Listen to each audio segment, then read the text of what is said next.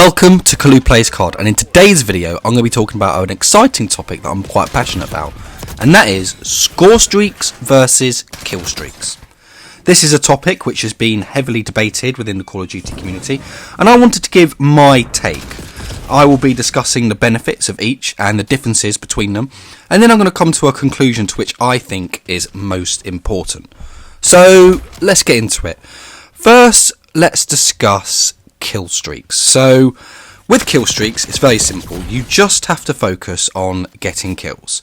You don't have to change your playstyle. For example, in objective game modes, you can just hold down the fort, quickly rack up kill streaks, clear the enemy, and then get UAVs and counter UAVs in order to get higher streaks and eliminate the enemy team.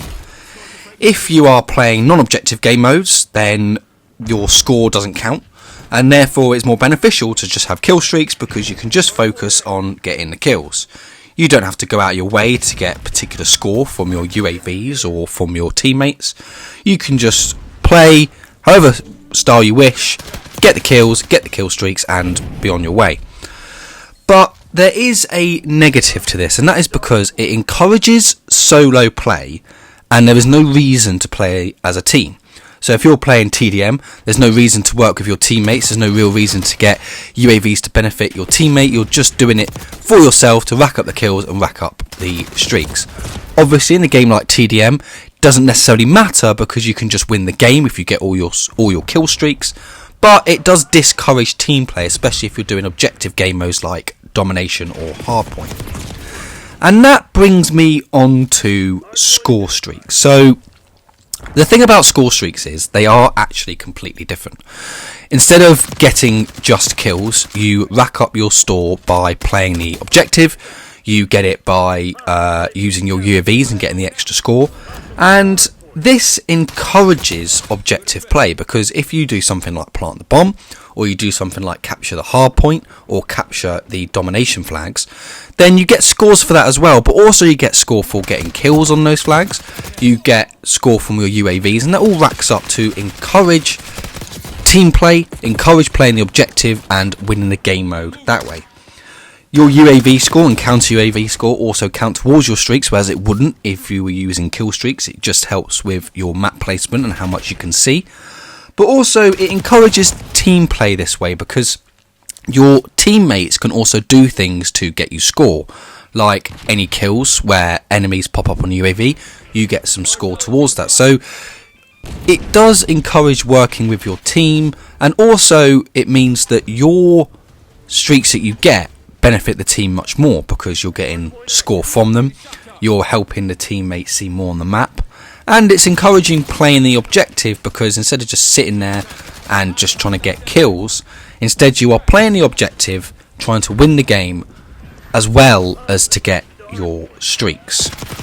However, there is a negative to this, and that is there are a lot of perks in the game that allow you to get your score streaks quicker. For example, bankroll or quartermaster. These help you get extra score towards your streaks.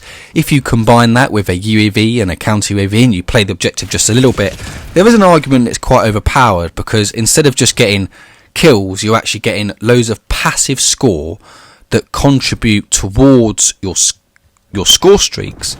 And in theory, you could get some really high-end score streaks, such as the hand cannon and the helo, really quickly, early on in the game, and you can just completely annihilate the enemy team without really playing that well.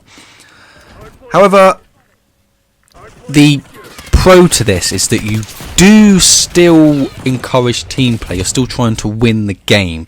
So even if there is an argument that's more overpowered, you are trying to play the game. You might not be doing it from your skill of getting kills, but you are doing it by playing the objective, trying to win the game, and I think that's something that should be encouraged, and it does balance out that slight overpowered aspect of adding perks that help it. So before I discuss which one I think is better, I need to talk about how Call of Duty has changed. So in recent years, there is now more of a focus on challenges and camo grinds.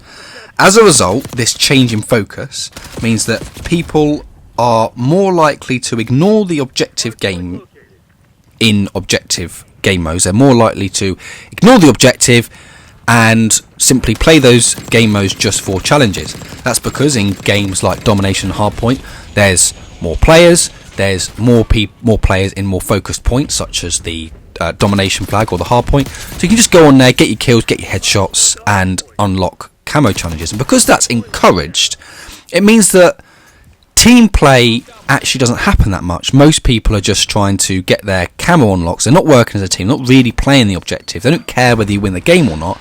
They're just going into that game mode because it's easier to unlock all their challenges, get their camo grinds, and get gold, dark matter, etc.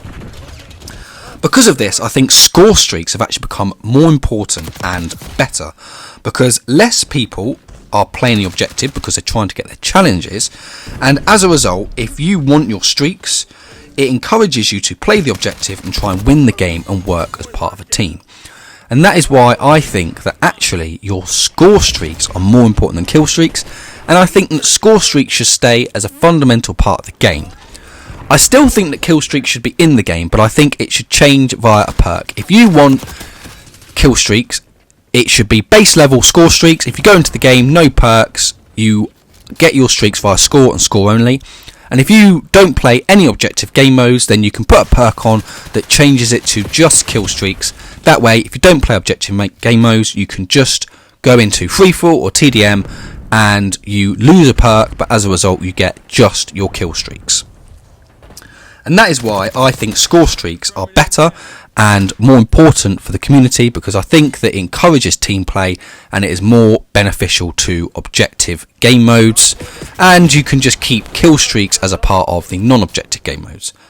But that's just my opinion, and I'd like to hear yours in the comment section below. I know this is a very divisive topic. I'd like to hear what your thoughts are on it. If you enjoyed the video, drop a like and subscribe to the channel for more Call of Duty content, and when Black Ops 7 comes out, be assured that I will be dropping loads of videos on that game. See you in the next one.